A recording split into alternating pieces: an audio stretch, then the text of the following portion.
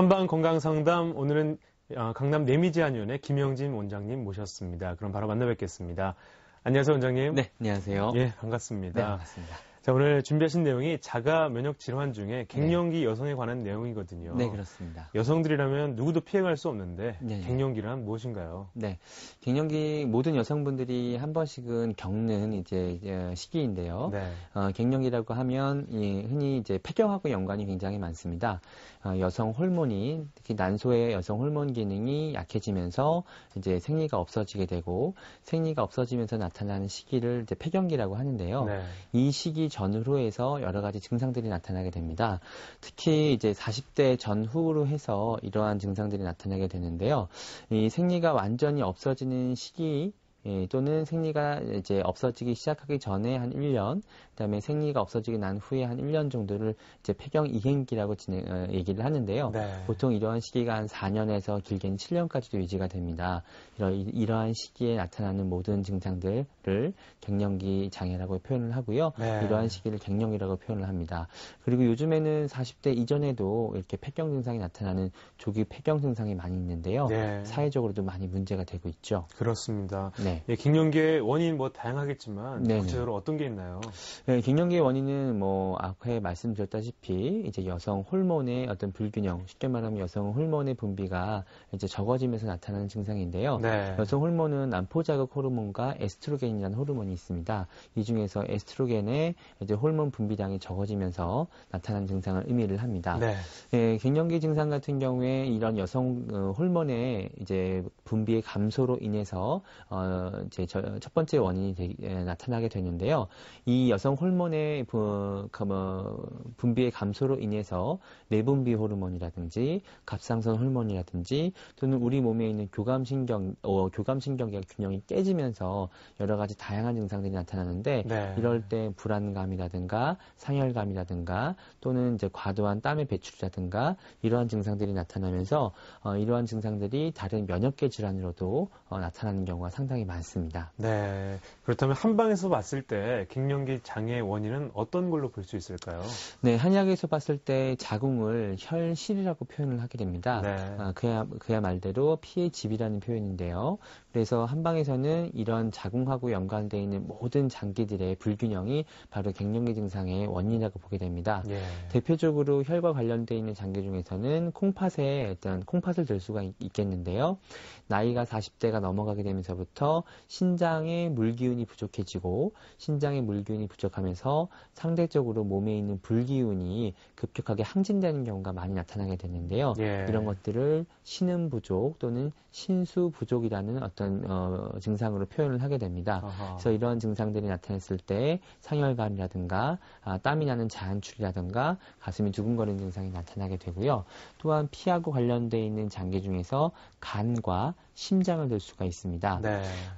자궁은 히스테리란 말은 자궁에서 나온 어원이 자궁에서 나오는 건데요. 네. 이제 간 기능이 이제 갱년기 증상이 됐을 때에는 간혈이 부족하게 되면서 여성분들이 극도로 예민해지고 그래서 이러한 이제 증상들을 한의학에서는 간기 울결이라는 표현을 쓰게 됩니다. 예. 그래서 예민해지고 우울감과 또는 무기력감이 동반되는 경우가 많이 나타나게 되고요.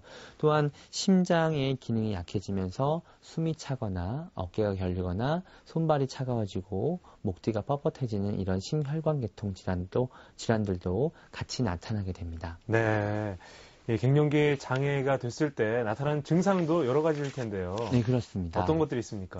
갱년기 증상을 크게 두 가지로 나눠볼 수가 있겠는데요. 이제 급성으로 나타나는 경우와 만성적으로 나타나는 경우로 볼 수가 있습니다. 네.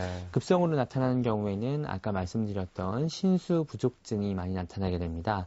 상열감이라든가 땀이 났다가 갑자기 확 식어서 내려가는 한열왕리라는 증상이 나타나게 되고요. 네. 심한 경우에 우울증 또는 불면증 또는 변비나 또는 가슴이 두근거리는 심계 항진 증상 같은 것들이 이제 급성적으로 나타나게 되고요. 네. 이제 만성적으로는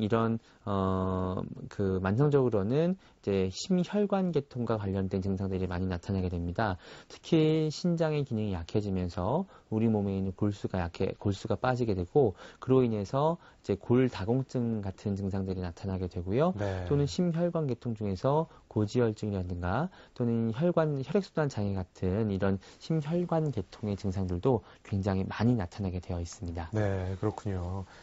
갱년기 장애 예방할 수 있다면 무엇보다 좋을 텐데요. 네. 어떻게 하면 좀 예방할 수 있을까요? 네, 많은 이제 여성분들이 생각하시기에 갱년기는 그냥 이제 넘어가면 누구나 겪는 증상이기 때문에 그냥 참고 넘어가면 되는 게 아니냐라고 생각을 하는데, 네. 그렇지가 않고요. 갱년기 증상은 원래는 이렇게 심하게 나타나지 않는 게 건강하신 겁니다. 네, 이러한 것들은 내 몸의 균형이 맞춰지게 되면 충분히 예방하실 수가 있게 되는데요. 네. 첫 번째로 가장 중요한 것은 역시 음식입니다. 아하.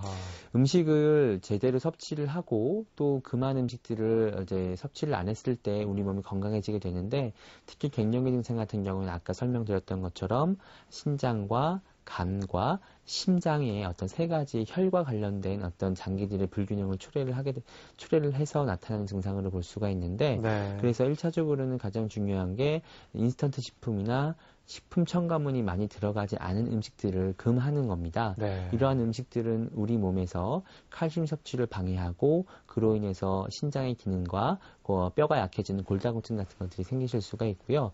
또한 기름진 음식, 지방기가 많은 음식이나 기름진 음식, 또는 이제 오래된 음식, 만들어진 지 오래된 음식은 기운이 없기 때문에 네. 이런 것들을 몸에서 여러 가지 탁기로 작용을 하게 됩니다. 아하. 그리고 음식 중에서 잘못 알려진 상식 중에서 우유를 많이 먹으면 골다공증이 예방된다라고 알고 계시는 분들이 많은데, 예. 실제로 우유 같은 경우에는 적당량을 드시게 되면 도움이 많이 되시지만 다량 드셨을 때에는 오히려 몸에 있는 칼슘이 빠져나가서 우유 성분을 분해해야만 되는 경우가 있습니다. 예. 그래서 과도하게 드시는 것보다는 내 체질에 맞춰서 드시는 것이 좋고요.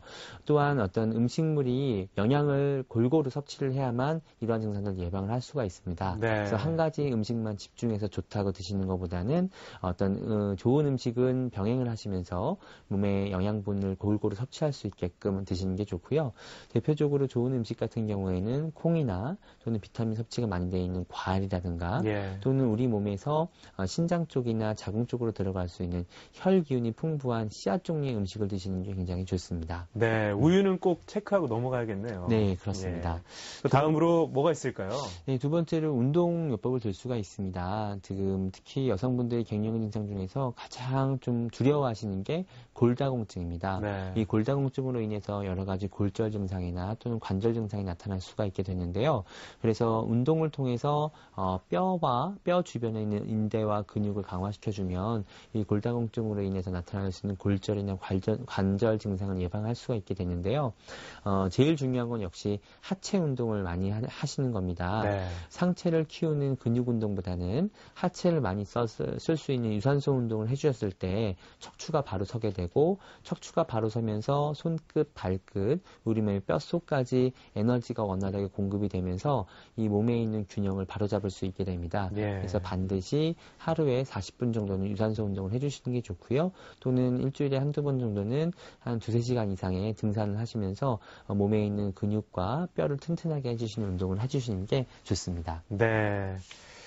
그리고 또 운동, 음식, 네. 그 다음으로 중요한 게 또 뭐가 있을까요?